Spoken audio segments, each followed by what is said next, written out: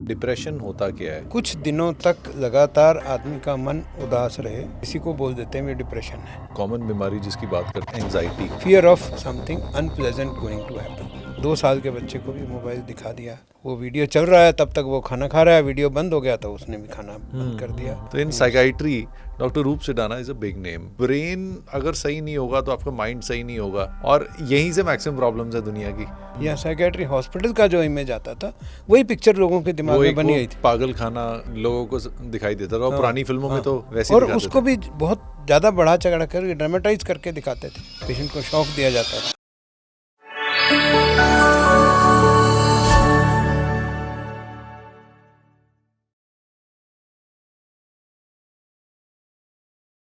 Doctor रूप Sidana sir, नमस्कार। नमस्कार जी। Welcome to the Deep Root Talks. Thank you. No, it's a pleasure. Doctor Aninda के आने के बाद सोचा था कि आपके साथ पॉडकास्ट करना है। ये नहीं पता था कि यूनिवर्स इतनी जल्दी हमें मिलाएगा। और इट्स अ प्रिविलेज, क्योंकि आपके बारे मुझे में भी अच्छा लग रहा है। I went through your podcast and your work and और मुझे लगा इट शुड बी यूज़फुल और अच्छा लगेगा। I hope I am able to do justice to the talk. नहीं, 100% सर। आपका जितना एक्सपीरियंस है, और जैसे आपने सर्विस भी की है, क्योंकि इस फील्ड में होने से पिछले ऑलमोस्ट 12-13 साल से मैं आपका नाम सुनता आ रहा हूँ, और मुझे ये भी पता है जो अच्छा काम करते हैं सर, नाम अपने आप फेमस होता है। तो इन साइकाइट्री डॉक्टर रूप Sidana is a big name and people respect you. जो सबसे बड़ी बात है कि आपकी लोग रिस्पेक्ट करते हैं, फेलो डॉक्टर्स भी, जितने साइकेट्रिस्ट मैं जानता हूँ या जिन्हें मिला हूँ। तो अभी इस बार टीचर्स डे पे आई वॉज प्लेजेंटली सरप्राइज्ड कि गंगानगर के 5 साइकेट्रिस्ट ने मुझे टीचर्स डे पे गिफ्ट भेजे हैं। See, this is a huge feeling. Yes, I those who are my competitors, उनमें से जो मुझे टीचर्स डे पे कार्ड या गिफ्ट भेजा, I was very felt very happy that they really have a respect and regard for what I am doing. क्योंकि श्री गंगानगर में अगर साइकेट्री का नाम लेते हैं तो आप ही का नाम आता है। वो आज से नहीं, कई सालों से आज भी आप ही का नाम आता है। तो एक सर, अब आपको ऑलमोस्ट 42 ईयर्स हो गए हैं प्रैक्टिस करते हुए। 42 ईयर्स में इन साइकाइट्री की जनरल बात करूं, क्या क्या डिफरेंस लग रहा है, या कोई डिफरेंस आया है, या वैसा ही है जैसे 42 साल पहले था? नहीं, डिफरेंस तो बहुत आया है। व्हेन आई स्टार्टेड प्रैक्टिस, तो उस टाइम ये था भी साइकेट्रिस्ट के पास जाने से लोग डरते थे, कतराते थे। यहाँ तक कि मैं एक शादी के फंक्शन में उन दिनों में खड़ा था, एक मेरे साइकेट्रिस्ट साथ में थे, एक फिजिशियन आकर खड़े हो गए और 10 मिनट हम बातें करते रहे। सडनली फिजिशियन को रियलाइज हुआ, यार मैं साइकेट्रिस्ट के पास खड़ा हूँ, लोग क्या सोचेंगे, यार ये इसको भी कंसल्ट कर रहा है या अच्छा, मतलब इतना स्टिग्मा होता था इतना स्टिग्मा था कि साइकेट्रिस्ट के साथ भी खड़े हो गए तो टैबू हो जाता था। बिल्कुल। पर ये ऐसा क्यों था सर? मेरे को आज तक समझ नहीं आई, क्योंकि ब्रेन अगर सही नहीं होगा तो आपका माइंड सही नहीं होगा, और यहीं से मैक्सिमम प्रॉब्लम्स है दुनिया की। क्योंकि उस टाइम साइकेट्रिस्ट कम होते थे। ओके। और साइकेट्रिस्ट के पास में सीवियरली मेंटली इल पेशेंट्स जाते थे, और जो पेशेंट्स जाते थे उनकी कंडीशन बहुत ख़राब होती थी। तो जब बिल्कुल पागल होकर के, बिल्कुल ही डिस्टर्ब होकर पेशेंट जाएगा, ऐसे पेशेंट्स जाते थे, और उस वजह से ये लगता था कि साइकेट्रिस्ट के पास में तो साइकोटिक ही जाते हैं, और उसका स्टिग्मा इतना ज़्यादा था। पर 40 साल में मैंने देखा है, पहले तो हमने और हमारे कोलीग्स ने हर लेवल पे, हर जगह पे काम किया अवेयरनेस के लिए। तो हर गांव में, हर शहर में हम लोगों ने कैंप लगाए, बुकलेट्स बनाई, पैम्फलेट्स बनाए, नुक्कड़ नाटक किए, ताकि लोगों को पता लगे कि साइकेट्री में क्या प्रॉब्लम्स आती हैं। कि सिर्फ जो आदमी उल्ट पुल्ट बातें कर रहा है, जो मारपीट कर रहा है, जो हंस रहा है बिना मतलब के, जो साइकेट्री का जो मेन इमेज लोगों के दिमाग में थी वो बॉलीवुड से बनी हुई थी कि बॉलीवुड में जैसे भी किसी भी साइकेट्री पेशेंट को दिखाते थे या साइकेट्री हॉस्पिटल का जो इमेज आता था, वही पिक्चर लोगों के दिमाग वो में एक बनी वो गई थी। पागल खाना हाँ। लोगों को दिखाई देता था, और हाँ, पुरानी फिल्मों में हाँ। तो वैसे ही और दिखाते उसको थे। भी बहुत ज़्यादा बढ़ा चढ़ा कर ड्रामेटाइज करके दिखाते थे, और जिस तरह से ईसीटी लगाते हुए दिखाते थे, पेशेंट को शॉक दिया जाता था। यस। वो जो इमेज बनी हुई थी उसको क्रैक करने में, उसको तोड़ने में हमें बहुत ज़्यादा टाइम लगा, हमारे और हमारे कोलीग्स को, और ये चीज़ रूरल एरिया में बहुत ज़्यादा थी उस टाइम। तो ये मतलब फिल्मों का काफ़ी कसूर था उस समय। हाँ। और उसके बाद अब धीरे धीरे ये हो गया कि अगर सिर दर्द है, अगर टेंशन है, हमारे पास ऐसे भी पेशेंट आते हैं भी 2 दिन बाद एग्ज़ाम है, स्ट्रेस हो रहा है, डॉक्टर साहब आप एक बार बात करके मेरे को बताएं क्या होगा। ये अब की बात अब है। की बात है। तो अभी ऐसे लोग आते हैं, शादी होने वाली है, 10 दिन पहले पेशेंट आया है कि मेरी मैरिज है डॉक्टर साहब, मुझे कोई उस टाइम कोई प्रॉब्लम तो नहीं आएगी, मैं कैसे करूँगा। तो ये अब अवेयरनेस है, लेकिन पहले इतनी अवेयरनेस नहीं थी। उसके बाद ओवर द ईयर्स जो है काउंसलिंग का और दूसरे मेथड्स ऑफ ट्रीटमेंट का बहुत इफ़ेक्ट पड़ा है। और मैं कहता हूँ कि योगा जब से बाबा रामदेव ने इसको पॉपुलराइज़ किया है, वो सिर्फ साइकेट्रिक में नहीं, फिज़िकल इलनेस में, बाकी चीज़ों में भी, और पॉजिटिव मेंटल हेल्थ के लिए उसका फोकस आया है। और लोगों को सिर्फ ये नहीं है कि जब बीमार हैं तभी साइकेट्रिस्ट के पास जाना है, पॉजिटिव मेंटल हेल्थ के लिए भी काम हुआ है। मैरिज काउंसलिंग जो है, प्री मैरिज काउंसलिंग के लिए भी लोग आते हैं। अच्छा, अब ये प्रेवलेंट हो गया है। अब बड़े सिटीज़ में ज़्यादा है, लेकिन छोटे में भी आ रहा है। और अब साइकेट्रिस्ट भी फोकस कर रहे हैं मेंटल वेलनेस पर। अभी कुछ साइकेट्रिस्ट ने बॉम्बे में, गोवा में मेंटल वेलनेस रिजॉर्ट्स बनाए। रिहैब सेंटर्स तो हैं ही हैं, लेकिन अब वेलनेस रिजॉर्ट्स और डिजिटल डिटॉक्स, कि अब सोशल मीडिया का टाइम आ गया है, लोग सोशल मीडिया से और इंटरनेट एडिक्शन, इन चीज़ों से परेशान हैं, तो उसके लिए डिजिटल डिटॉक्स रिजॉर्ट बनाए कि आप वीकेंड पे गए 2 दिन के लिए विदाउट एनी अपना मोबाइल, विदाउट लैपटॉप, आप वहाँ 2 दिन रिलैक्स हुए, अपना मेंटल हेल्थ को इम्प्रूव किया, और you are out back into your work. जैसे सर ये मेंटल वेलनेस की जब हम बात करते हैं कि कोविड के बाद, क्योंकि कोविड में लोग एक तो घरों में एक तरह से कैदी हो गए थे, और जब आप फ्री होते हो तो लोनलीनेस भी आ जाती है, क्योंकि सोशली, और कई बार क्या होता है हम भाग दौड़ में ध्यान नहीं देते लोग, या हम भागते रहते हैं।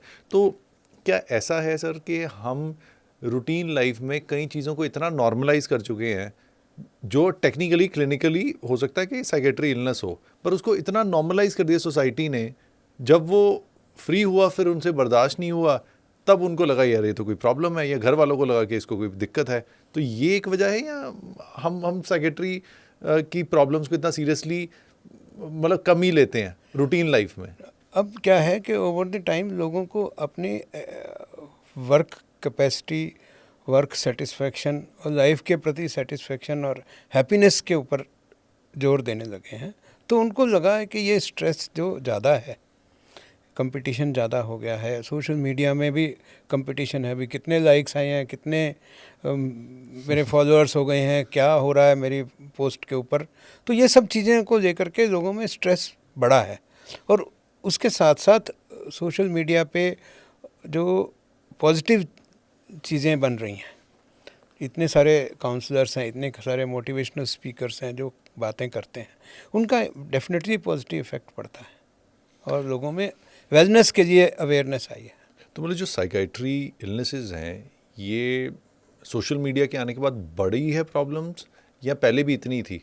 नहीं, कुछ तो बढ़ी हैं, पैटर्न चेंज हुआ है और अवेयरनेस बढ़ी है, इसलिए लोगों, साइकेट्रिस्ट के पास में ज़्यादा लोग आते हैं, साइकोलॉजिस्ट के पास में ज़्यादा लोग आते हैं। पहले भी थी? प्रॉब्लम्स पहले भी थी, पर उनका पैटर्न अलग था, अब पैटर्न अलग हो गया है। पहले ऐसे होता था सर कि मैं 80s की बात जैसे करना चाह रहा हूँ कि आप किसी फंक्शन में गए या सोशल गैदरिंग में गए, आपको देखते समझ आ रहा है कि ये कुछ साइकेट्री इशू है, बट नॉर्मल लोगों की तरह चल रहे हैं, नॉर्मली हो रहा है और उसको एड्रेस नहीं किया जा रहा। तो ऐसा होता था कई बार कि इलाज की ज़रूरत है, क्यों नहीं करा रहे?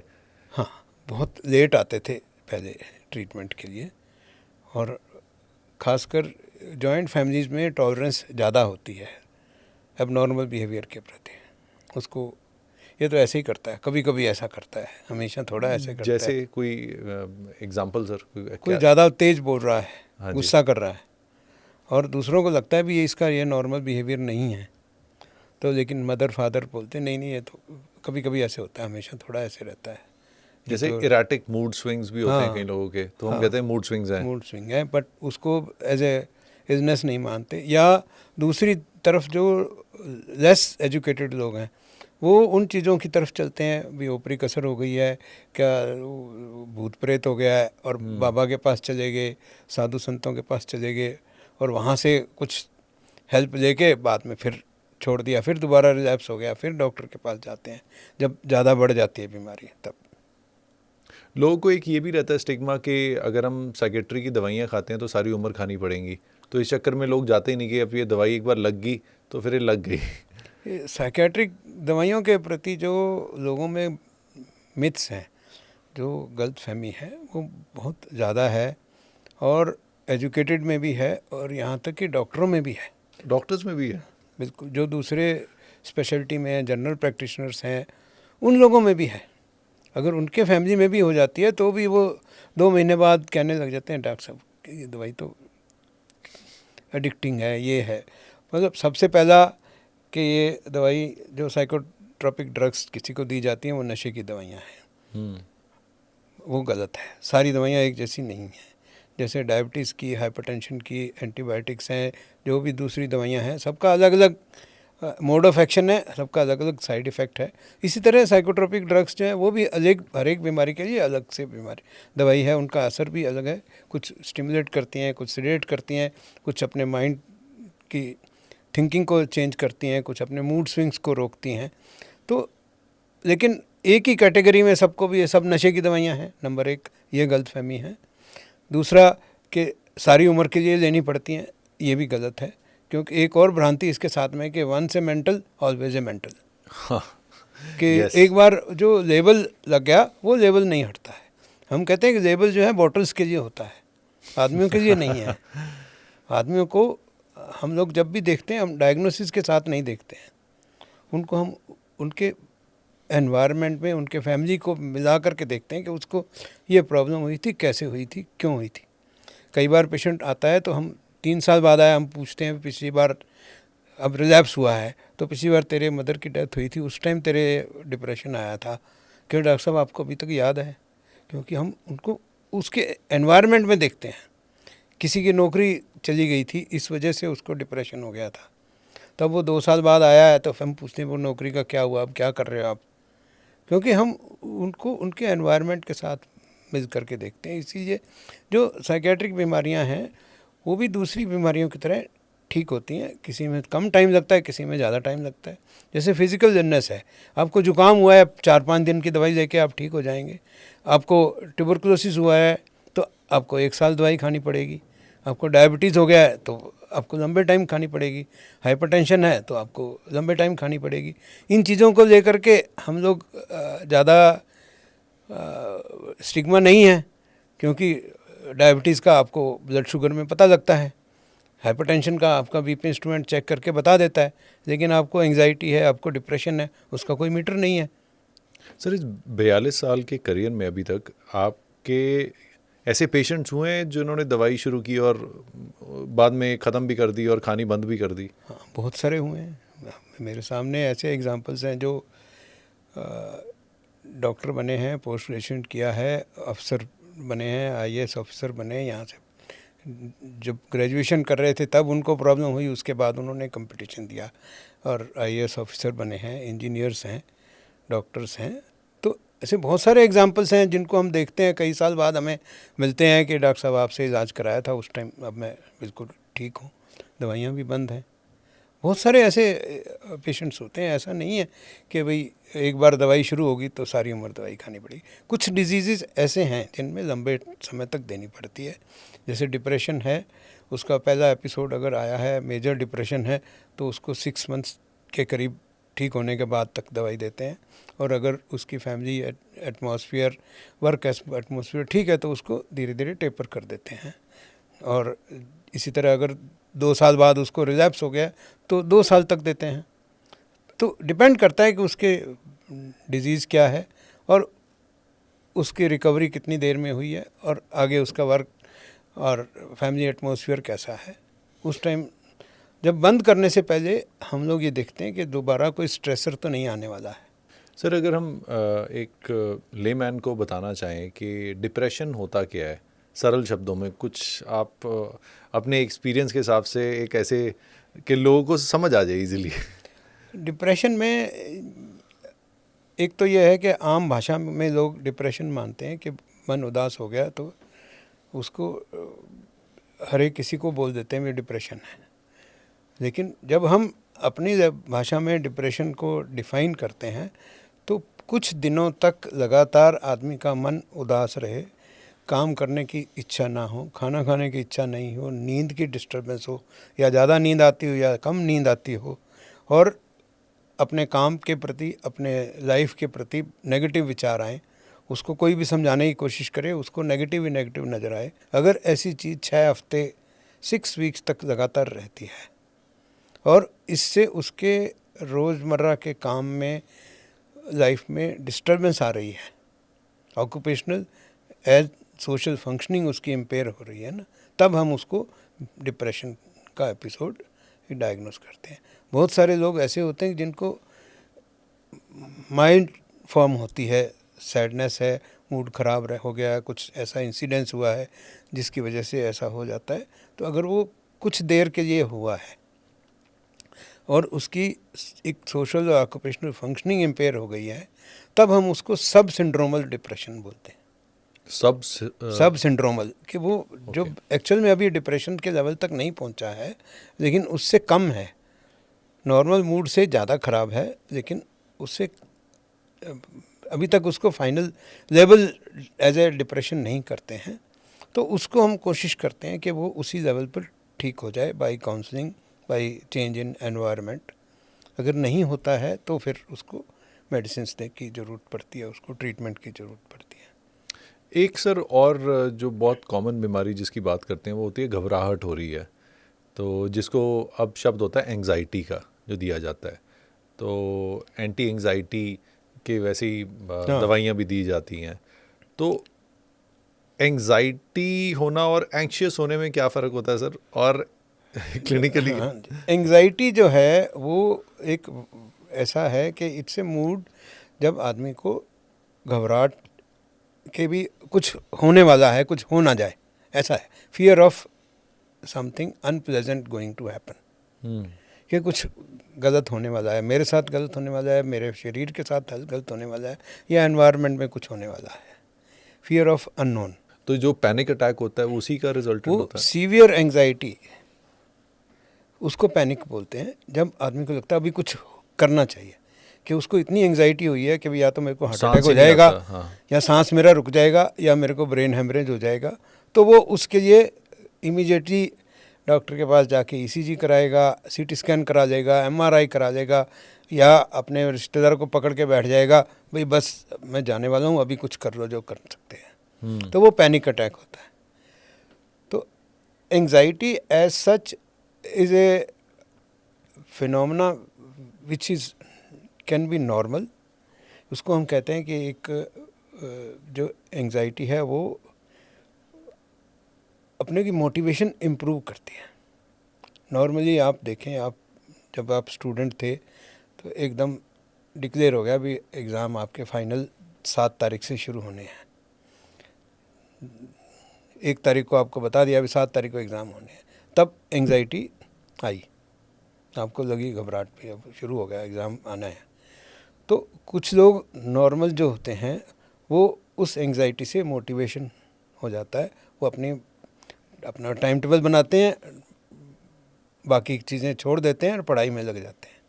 कुछ लोग सोचते रहते हैं अगर फेल हो गया तो क्या होगा, फेल हो गया तो क्या होगा, वो नेगेटिव हो जाता है। अगर वो चीज़ नेगेटिव हो गई, तब वो पेनफुल हो गई, फिर वो डिजीज़ की तरफ चला जाता है, और वो लगातार वो निकल ही नहीं पा रहे। अगर वो उस प्रोसेस को लंबा चला जाए, beyond a certain time, beyond a certain limit, उसकी ड्यूरेशन, उसकी सीवियरिटी, वो अगर कम नहीं होती है, तब फिर उसको एंजाइटी डिसऑर्डर कहते हैं।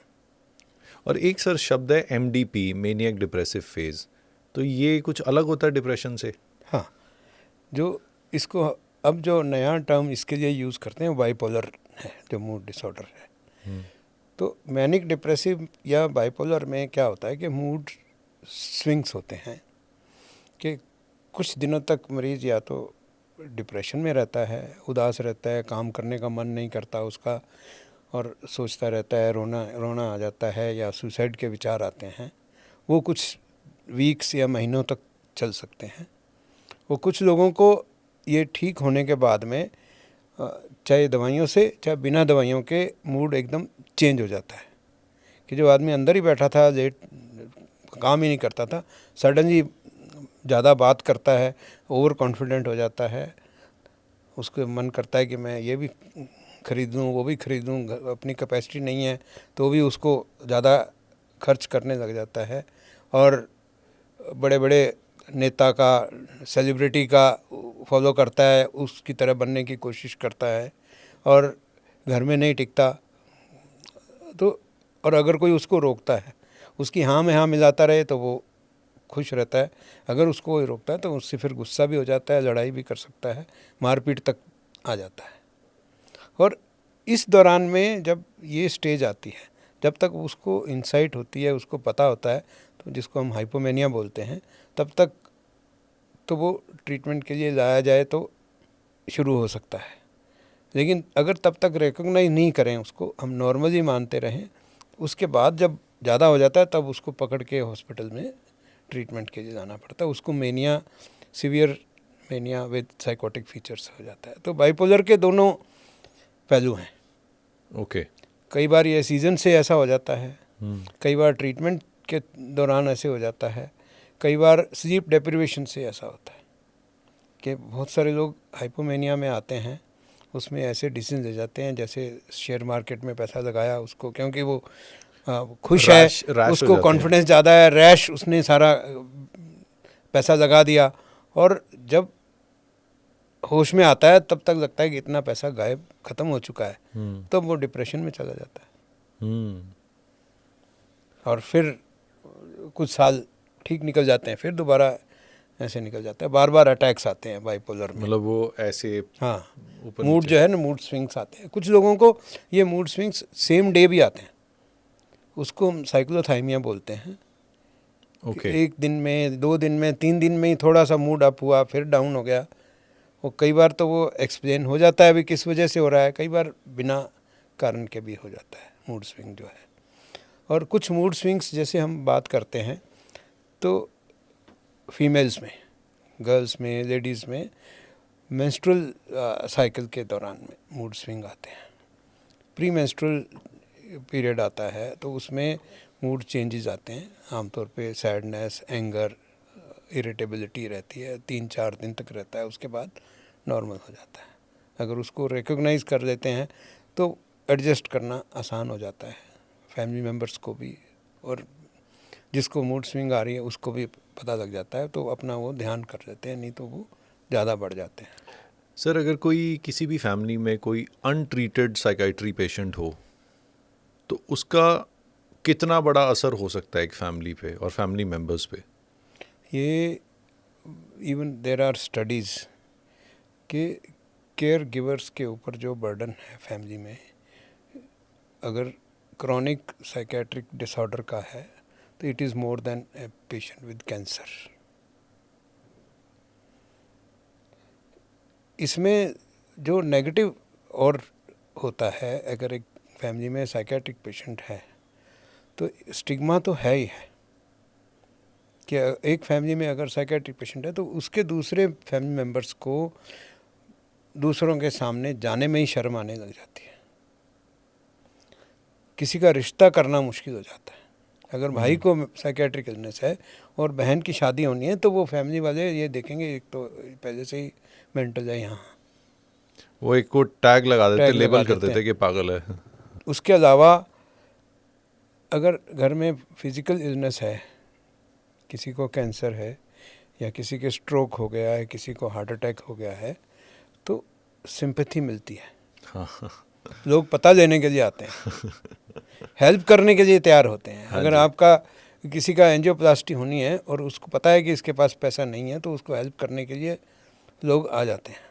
साइकेट्री पेशेंट में उसको छुपा के रखा होता है, सर किससे जैसे बात ही नहीं करते हैं। यही मैं इसी इंसिडेंट्स पे आना चाह रहा हूँ कि जैसे कहते हैं छुपा के रखा होता है, डिनाइल में भी होते हैं। हाँ, कई बार फैमिली चाह रही होती है कि लेके जाएं या साइकेट्रिक, पर वो पेशेंट जो होता है उस समय अपने आप को पेशेंट नहीं मानता, तो वो लड़ने लग जाता है या वो जाएगा नहीं।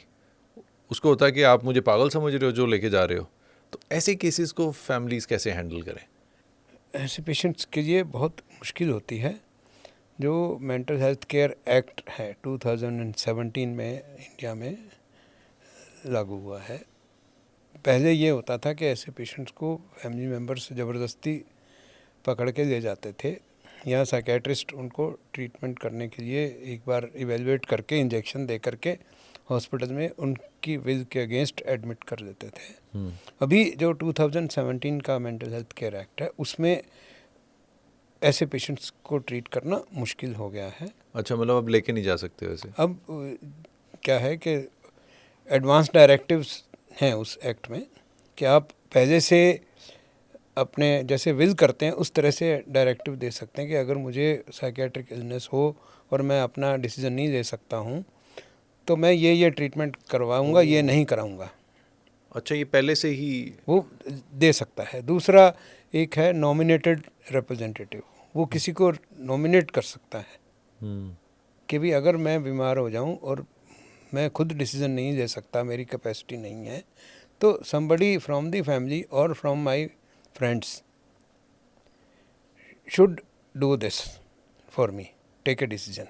क्योंकि यहाँ पे मैंने देखा है सर, इनफैक्ट मेरे ही सर्कल में वो पेरेंट्स को बहुत दिक्कत है। मेरे मेरे फ्रेंड को इनफैक्ट बचपन का दोस्त है, हमने भी कोशिश की कि उसको मना के ले जाएं, पर वो जाने को तैयार नहीं है। हर बार ही जाते हैं, कोशिश करते हैं, वो होता नहीं। घर वाले भी फिर वो एक्सेप्ट करके बैठ गए कि नहीं हो सकेगा। एंड वही जो आपने बोला कि एक्ट के हिसाब से आप नहीं कर सकते, अब उस केस में कैसे हैंडल हाँ, किया जाए? उसमें जो एक्ट जो कहता है कि उसके लिए फैमिली मेम्बर्स पुलिस को अप्रोच करें या लोकल जो डिस्ट्रिक्ट एरिया मजिस्ट्रेट है उसको अप्रोच करें, और वो तभी होगा either he is dangerous to himself और he is dangerous to somebody else. जैसे कुछ लोग हैं अब कमरे में अपने आप को बंद करके बैठ जाते हैं। हाँ, तो अगर उसका रिस्क है, he can take his own life, suicide risk है, या वो किसी दूसरे का नुकसान कर रहा है, उसकी हेल्थ, खाना अच्छा, पीना नहीं खा रहा है, तब कर सकते हैं। तब उसको मजिस्ट्रेट के पास ले जाएंगे, मजिस्ट्रेट उसको साइकेट्रिस्ट के पास भेजेगा, साइकेट्रिस्ट उसको वेरीफाई करेगा भी इसको साइकेट्रिक इलनेस है, he does not have the capacity to take his own decision, तब उसको इमरजेंसी में हॉस्पिटल में एडमिट कर दिया जाएगा अगेंस्ट हिज विल। उसको हम इनवॉलंटरी एडमिशन बोलते हैं एक्ट के अगेंस्ट में। और उस इनवॉलंटरी एडमिशन के लिए अगर वो चाहे तो अपील कर सकता है। There is a district mental health review board जो उसको हेल्प करेगा, लेकिन 72 आवर्स उसको इमरजेंसी में रख करके फिर इवेल्युएशन होगा।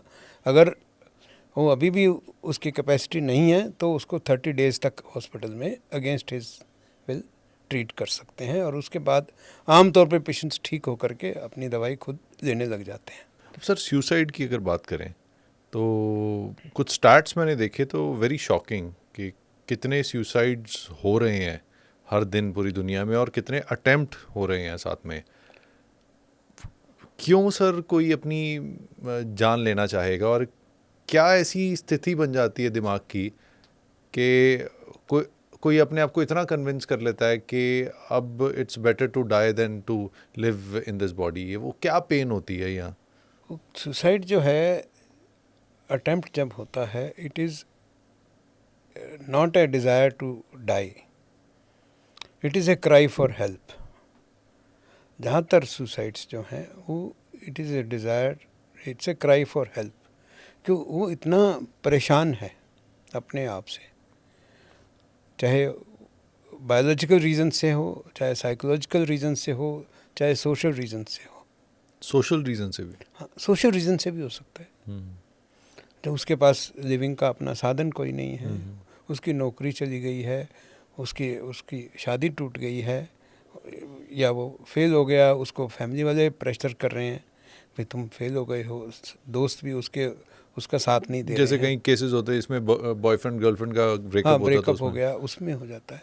तो अगर उस वक्त उस क्राई फॉर हेल्प को कोई सुनने वाला मिल जाए प्रॉपरली, चाहे वो दोस्त है, फैमिली मेम्बर है, चाहे गुरु है, चाहे काउंसलर है, चाहे साइकेट्रिस्ट है, तो that moment can be past and the life can be saved.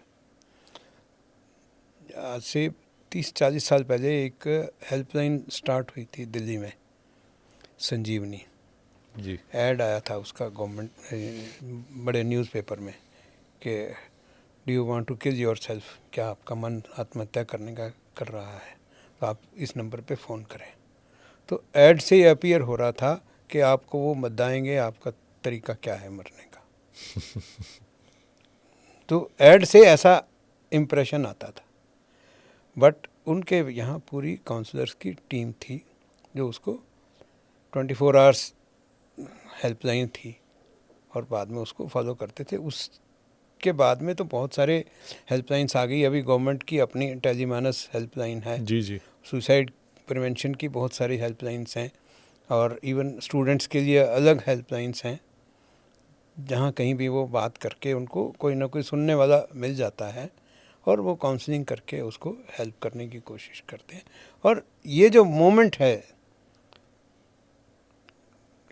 Wish to die, वो पास ऑफ हो सकता है। We can prevent many deaths by just being available, being positive, being helpful at that particular moment. ये बहुत I think अहम मुद्दा है ये सुसाइड का। मैं चाह रहा हूँ कि जो भी हमारे लिसनर्स और व्यूअर्स हैं उन तक एक मैसेज पहुँचे कि कभी भी अगर ज़िंदगी में ये थॉट आता है तो उस समय वो क्या सोचें, या ऐसे क्या कोई गुरु मंत्र अगर आप दे सकते हो कि वो मोमेंट पास हो जाए। जो गीता में लिखा है कि जो समय आया है वो चला जाएगा, बुरा टाइम है, बुरा टाइम निकल जाएगा, और उस समय अपने अंदर झांकें, अपने आसपास देखें कि भी आपसे छोटे भी बहुत हैं, आपसे नीचे वाले बहुत हैं। एक आदमी रो रहा था, अभी उसका जूता टूट गया है, तो उसको दूसरा मिला, होगा तो मेरा तो पैर ही नहीं है, तू तो जूते के लिए रो रहा है। तो जो आपके पास पॉजिटिव चीज़ें हैं, जो आपकी पॉजिटिविटी है, उसकी तरफ ध्यान देकर अगर आप चलेंगे, और दूसरा, you have no right to take your own life, ये ऊपर वाले ने दिया है। तो अगर आपका फेथ है कि गॉड ऑलमाइटी में, एनीबडी इज फेथ, वो भी आपको उस मोमेंट में बचा सकता है। तो पॉजिटिव रहें, बात करते रहें, अपनी बात शेयर करने में हिचकिचाएं नहीं। ये चीज़ें आपको हेल्प करती हैं इन सुसाइड के मोमेंट से बचाने के लिए।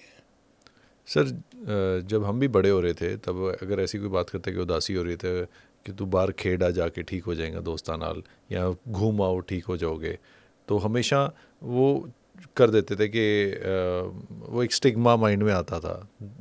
तो बच्चों को लेके मुझे याद है सर कि हम लोग कई बार, मैंने बहुत ऐसे देखे हैं लोग जो 1-1 साल 2-2 साल उन्होंने ज़िंदगी ख़राब की है कि IIT क्लियर नहीं हुआ, या उस समय ये जितना भी PMT के एग्ज़ाम या दूसरे एग्ज़ाम्स होते थे वो नहीं क्लियर हुए।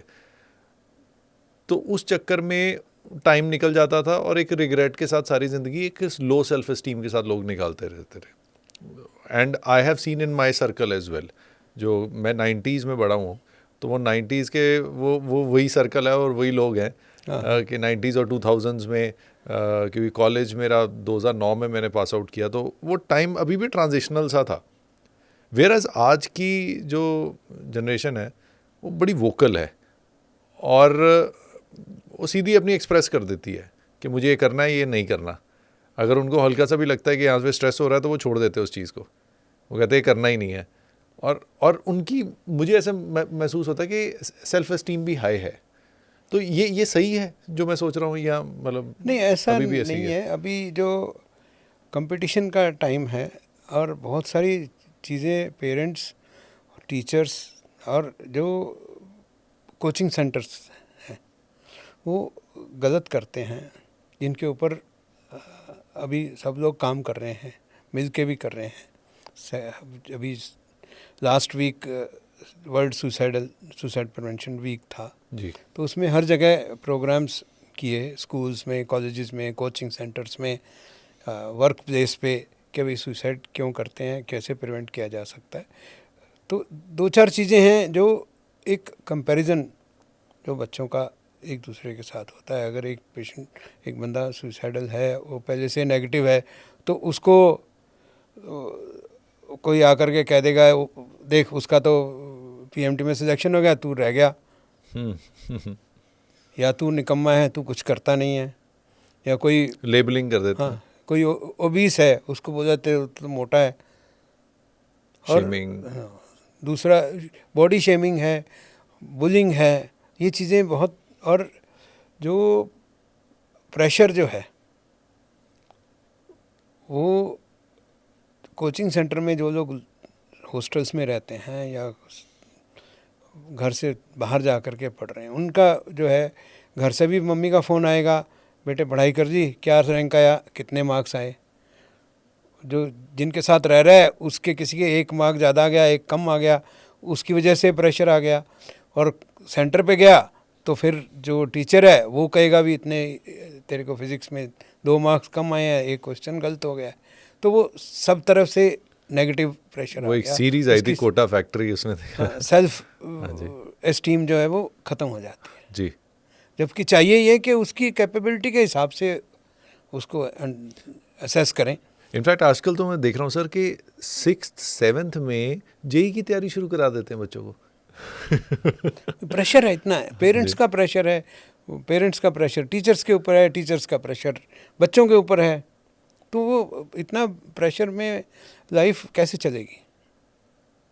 और आप देखें कि जो लोग 10वीं में टॉप किया, जिन्होंने, या जिन्होंने यूनिवर्सिटी टॉप किया, या जिनका सिलेक्शन मेडिकल में हो गया और उसके बाद उनको पीजी में प्रॉब्लम आ गई, जिनका पीजी में सिलेक्शन हो गया, उसके बाद आप देखें हर लेवल पे उन लोगों का बाद में फ्यूचर कैसा है, बहुत डिफरेंट है जी। कुछ लोग 10वीं में टॉप किए, पीजी में जा कर के रह गए।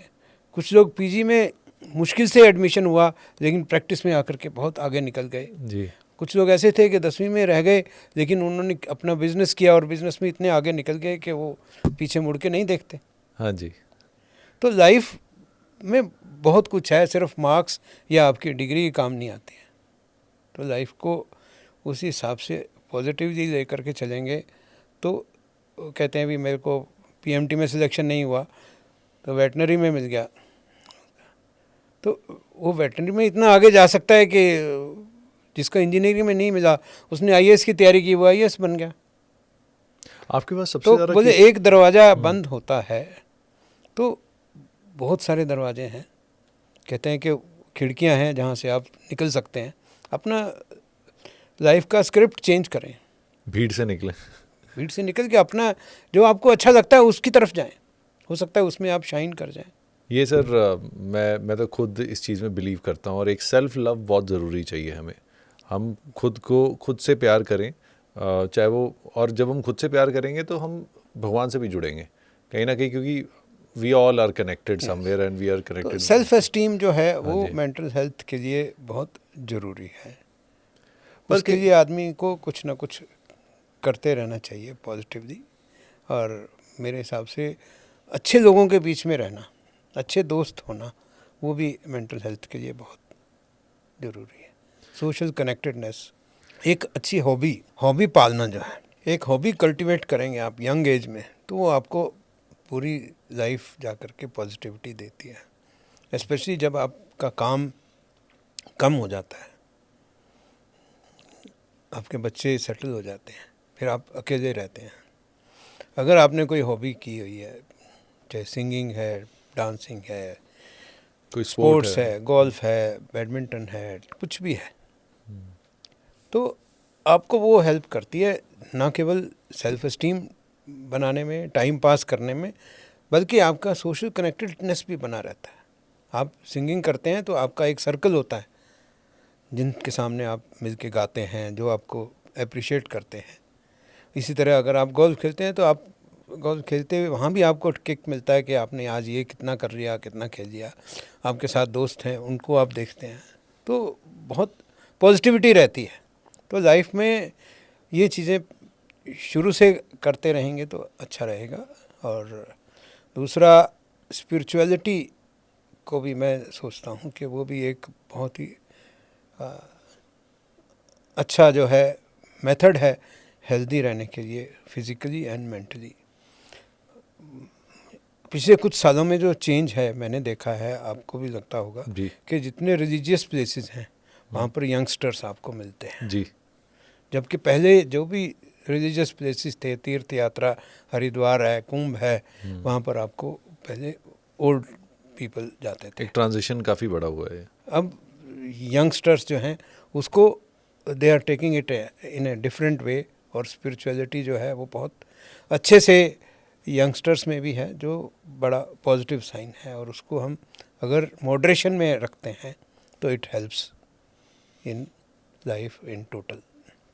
सर एक जैसे इंडियन हमारी जो फैमिलीज़ हैं, स्पेशली मिडिल क्लास फैमिलीज़ वाला जो कल्चर है, यहाँ पे सेल्फ एस्टीम पे बहुत ज़्यादा ध्यान नहीं दिया जाता। अगर जैसे हमें वो सिखाया ना, स्कूलों में भी ये चीज़ सिखाई नहीं जाती ज़्यादातर। पर्सनालिटी डेवलपमेंट बोल देते हैं, but most of the people या most of the students they stay in low self esteem. अगर हम किसी ग्रुप में हैं, मैं भी कई बार टॉक्स देने जाता हूँ, तो जब Q&A के लिए बोलता हूँ हाथ नहीं कोई उठाता, बहुत आधा एक आधा होता है। जब थोड़ा सा लाइट माहौल करता हूँ तो एक इनिबिशन रहता है कि लोग क्या कहेंगे, कोई मैं करूँगा तो कौन देखेगा, वो हाँ हाँ, दूसरे क्या सोचेंगे, वो पहले आ जाता है। Does it also lead to mental health problems in future, ये जो एटीट्यूड हम शुरू से डेवलप करते हैं? जो low self esteem as such जो है उसके होने के भी कई रीजंस होते हैं, बट अगर उसको रिकॉग्नाइज करें, हम उसको उसके ऊपर काम करें, तो वापस नॉर्मल आपकी सेल्फ एस्टीम बढ़ सकती है। और low self esteem is a reason for many psychological issues in the later life, और उसके लिए आदमी को काम करना चाहिए। स्कूल कॉलेज में भी इसके ऊपर काम किया जा सकता है कि शॉर्ट ग्रुप डिस्कशंस जो हैं जी on any topic can help remove the phobia of speaking in public। और जो 5-4 लोगों में बैठ करके बहुत सारे लोग अपनी मन की बात शेयर कर लेते हैं, और उससे उनकी सेल्फ एस्टीम बढ़ती है।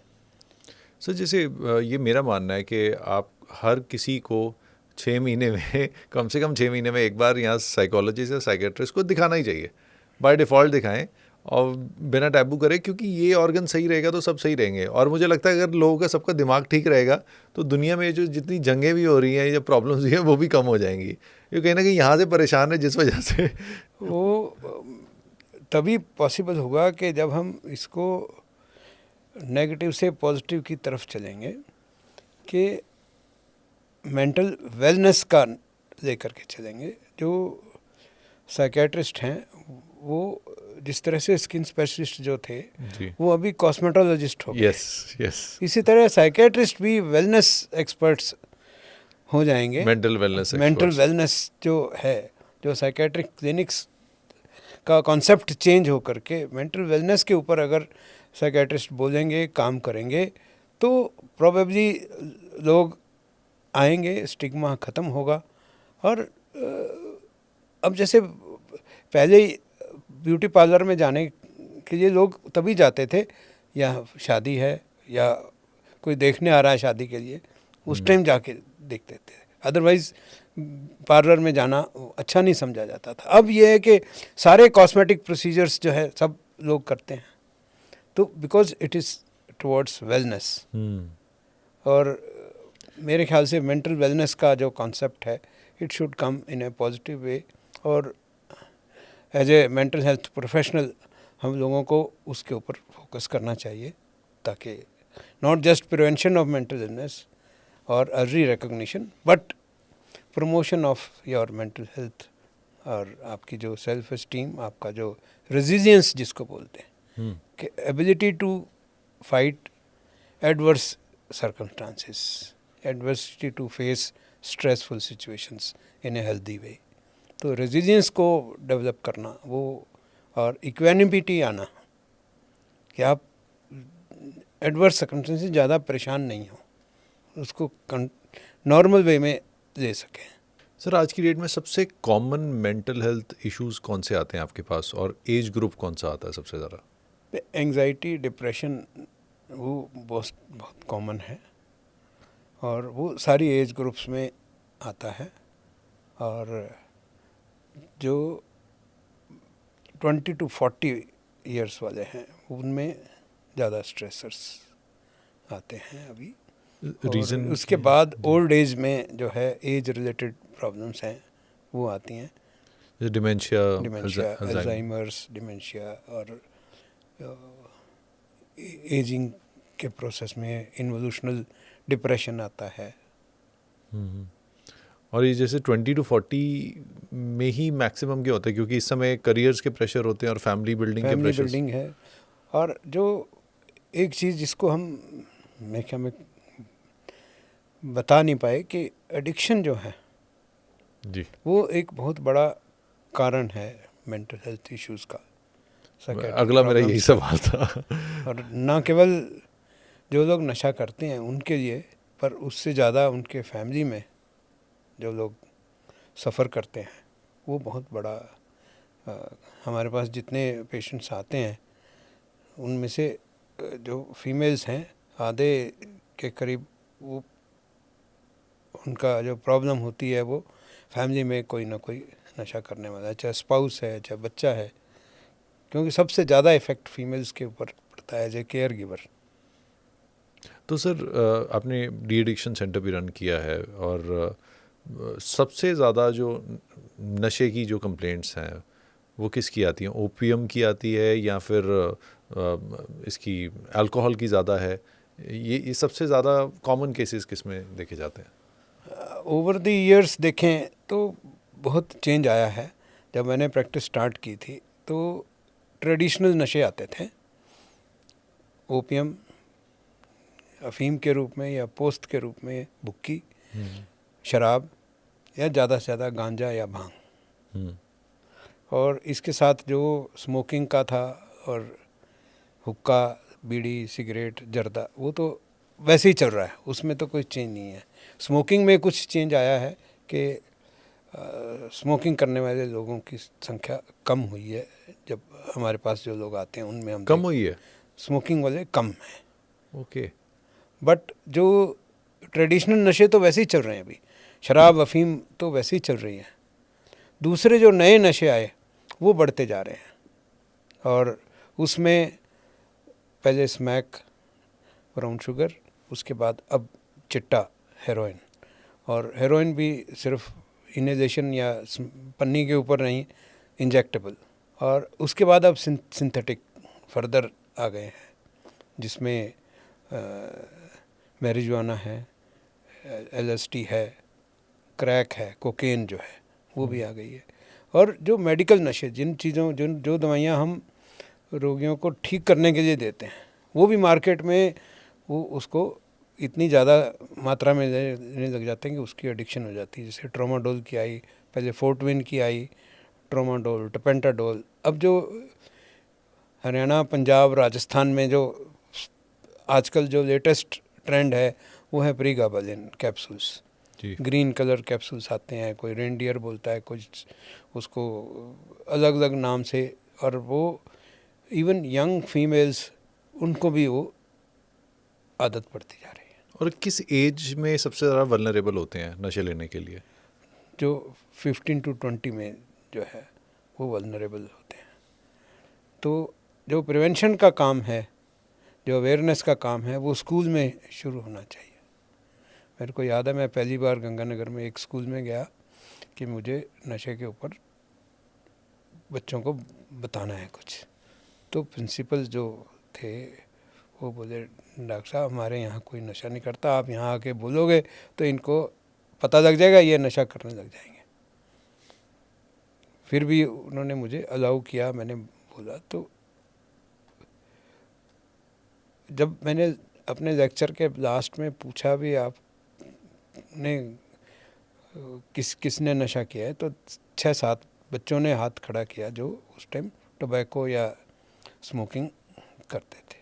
और जब मैंने पूछा कि फैमिली में आपके कितने लोग नशा करते हैं, तो आधी क्लास ने हाथ खड़ा किया। तो वो जो अवेयरनेस था वो बच्चों में हुआ। उन्होंने बच्चों ने जाकर के पेरेंट्स को बोला, भाई आज हमारे यहाँ नशे के बारे में चर्चा हुई थी। तो स्कूल में जो है अवेयरनेस प्रोग्राम्स जो हों तो मतलब वो प्रिवेंटिव होंगे। हम ये डर में ना रहें कि इसकी बात करेंगे पता चलेगा। हाँ, क्या पता पहले पता ही है, कर ही रहे हाँ, हो हम पता। खुल इसलिए के तो कोई करेगा नहीं। उनको बताना, उनके खतरे बताना, भी आपको जो आपके साथी हैं वो बताते हैं, या आपने बॉलीवुड में देखा है, फिल्मों में देखा है, तो बहुत सारे बच्चे ऐसे स्मोकिंग शुरू करते हैं भी, वो हीरो ऐसे करता है, वो बिल्कुल एक्टिंग करके वैसे करने की, उसको इमिटेट करने की कोशिश करते हैं। ऐसे ही शराब का है, वो देखते हैं भी, अगर हीरो को टेंशन होती है, स्ट्रेस होती है, तो वो 2 पैग लगा देता है। तो उससे उनको लगता है भी ये एक मेथड है रिलैक्स होने का, तो वहाँ से शुरू हो जाता है।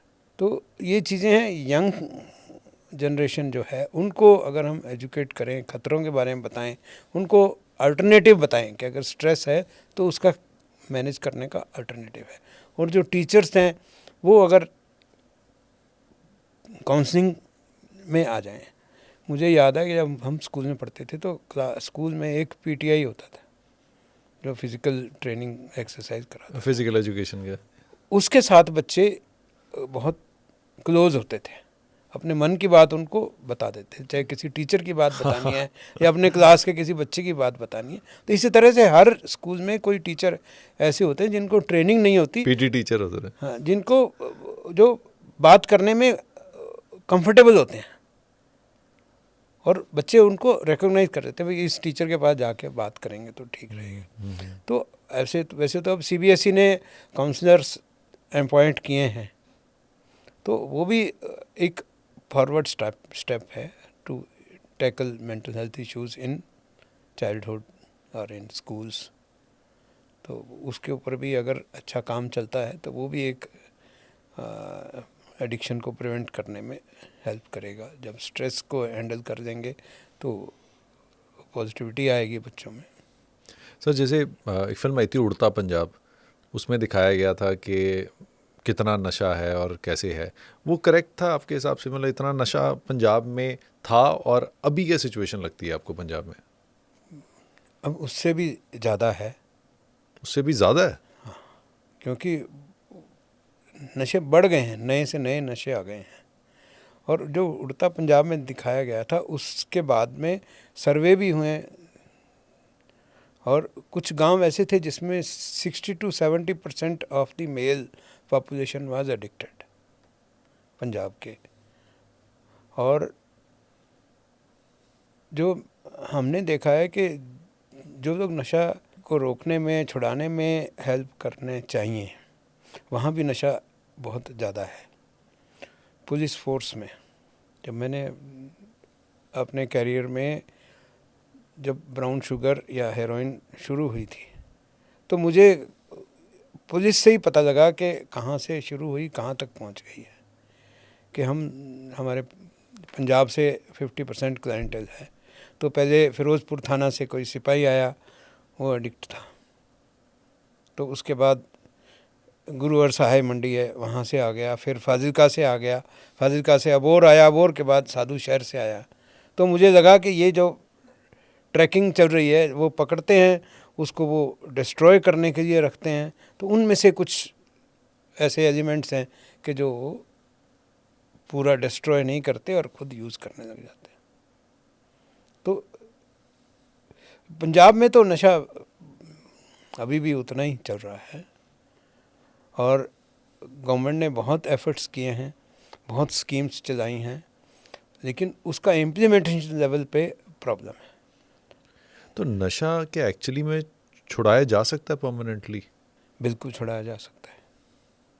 उसके लिए सबसे पहले मोटिवेशन एनहांसमेंट करना पड़ता है, उसके बाद डिटॉक्स करना पड़ता है, डिटॉक्स करने के बाद में फिर anti craving measures, counselling, rehabilitation, वो पूरी एक टीम वर्क है।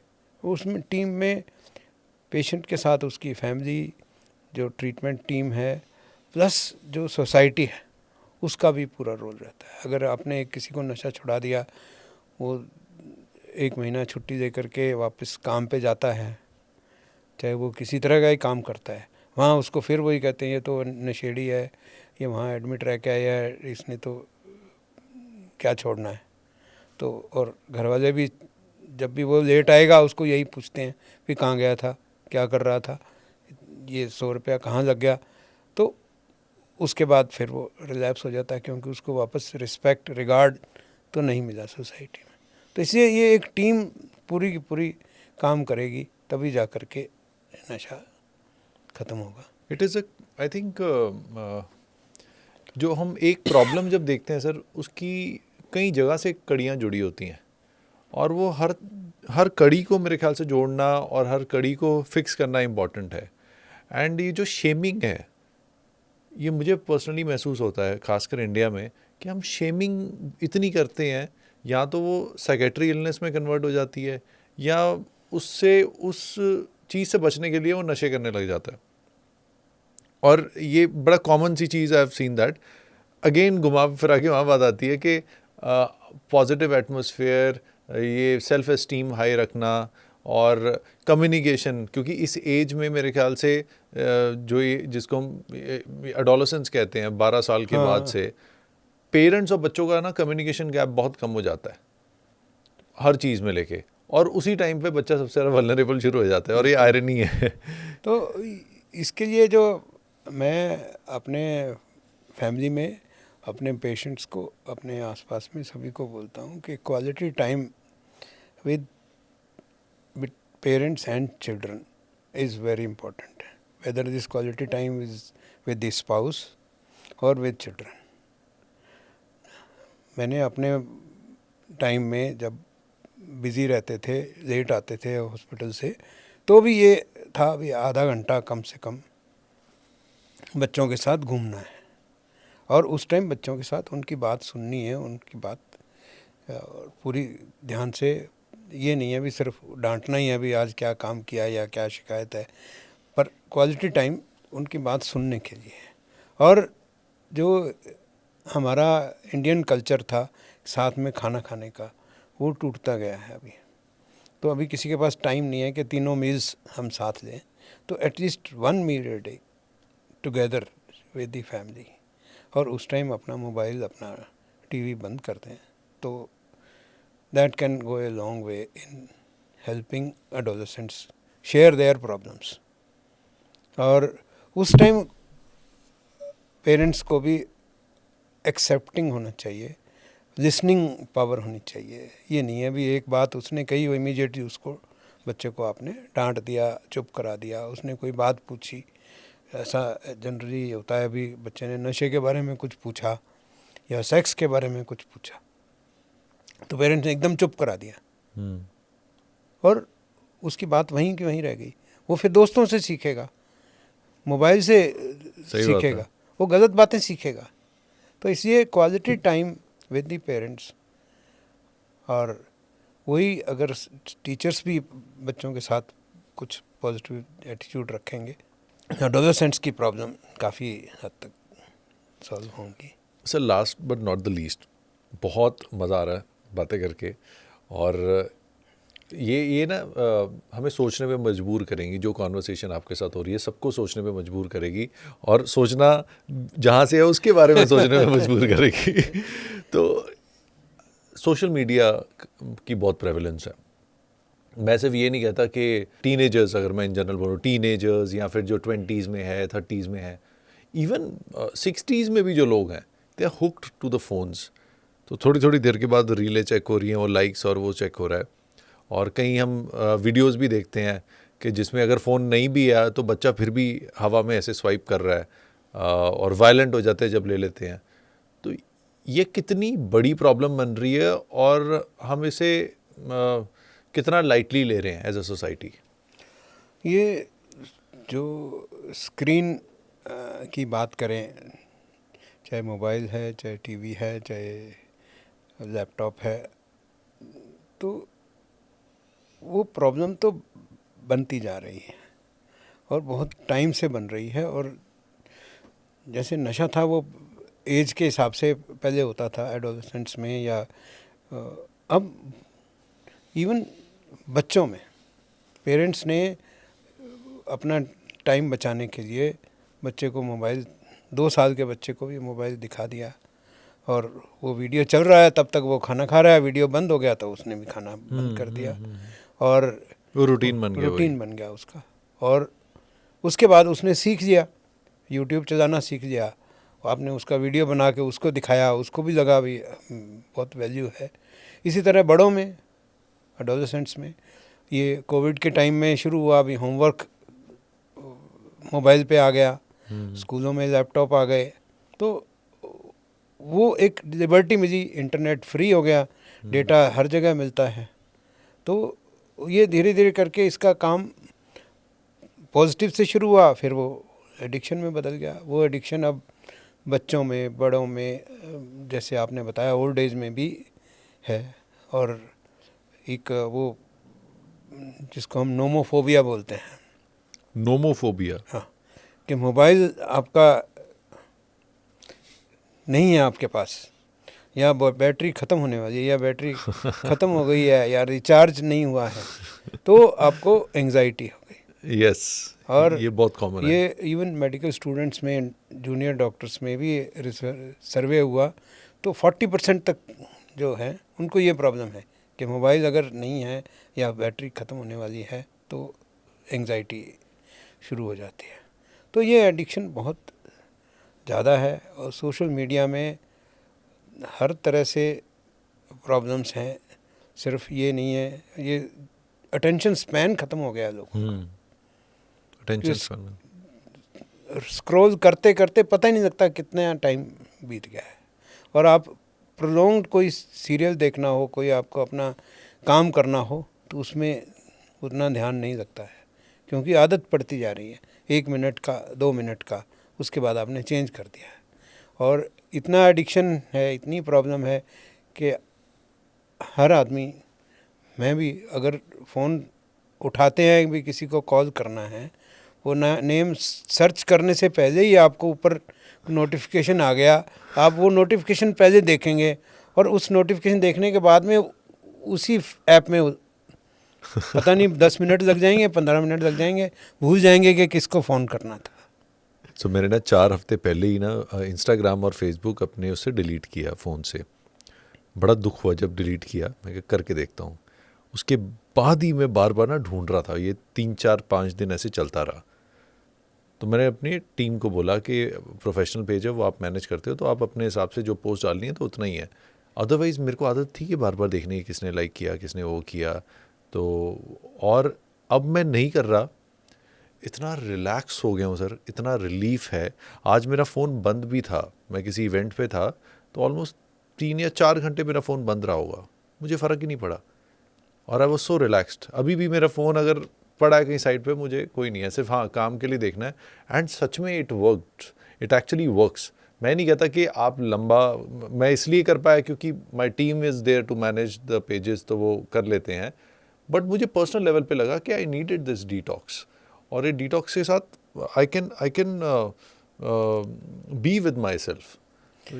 तो ये डिजिटल डिटॉक्स, तो फास्टिंग जो है, digital fasting should be there for everyone. It should be digital fast during meal time. It can be digital fast during visiting of your friend, अगर आपके पास कोई फ्रेंड आया है तो आप उतनी देर के लिए अपना फ़ोन बंद कर दें। और उसके अलावा there can be a day in a week when you can fix that this day you will not do any digital work apart from your professional work. So I think that we should start from ourselves. We should start doing it, and then we can tell others to do it. I lost my phone yesterday, and I am without my Yes, phone, हाँ जी, and मुझे पता चला था। I am feeling very comfortable. तो इसका मतलब ये अच्छी चीज़ है। Yes. फ़ोन के बिना भी अच्छा है। ये अच्छा है। तो एक बहुत अच्छा मुझे किसी ने थोड़े दिन पहले बोला कि जब फ़ोन वायर्ड थे तो हम फ्री थे, अब फ़ोन वायरलेस हो गया तो हम क्या दोगे। Yes. तो but thank you so much sir, बहुत अच्छा लगा आपसे बात करके। एंड मुझे भी आई फील कंफर्टेबल। मुझे लगता था कि there would be some anxiety, लेकिन आपके साथ बात करके आई फील कंफर्टेबल एंड कैसा लगा सर सुप्रीत सिंह शो पे आके? बहुत अच्छा। Would love to watch it again and see. नहीं, आपका जो डॉक्टर अनिंदा के साथ पॉडकास्ट था, आपके जो कमेंट्स आए मुझे, उन्होंने भी बताया कि आपको बहुत अच्छा लगा, आपने आगे शेयर भी किया। बहुत मोटिवेशन मिलती है कि when such a eminent personality like you appreciates. And उसके बाद बस यही था कि आपके साथ पॉडकास्ट करना है, और ये नहीं पता था कि इतनी जल्दी हो जाएगा। मैं आज वहाँ एक दो लोग मेरे को मिले, मेरे टीचर भी हैं, मेरे से जूनियर भी हैं, जो तो उन्होंने अनिंदा के पॉडकास्ट के बारे में, उसका काम जो है डोमेस्टिक वायलेंस और फीमेल मेंटल हेल्थ के बारे में काफ़ी पॉजिटिव बोला। तो अच्छा लगता है कि वो अपना काम अच्छे तरीके से कर रही है, and she is getting good people to help her out. आपने इतना उसका किया है, तो there are so many new connections which she is getting, and she is going to promote her passion for domestic violence prevention and helping people. No, she's a fighter, and the way she's carrying herself, और वो बेझिझक होके बातें करते हैं, बहुत अच्छा लगता है। मतलब I was very comfortable talking to her the other day, and और बहुत अच्छा लगा कि हमने इतने सेंसिटिव मुद्दों पे बात की जिसके बारे में बात ज़्यादा से ज़्यादा होनी चाहिए, और कोई नहीं करता। And I got so many good reviews कि कितनी कैंडिडली, कितने आराम से बात हुई कि हम सब सुन सके ये और एक जान सके। But thank you so much sir, again thanks for your time.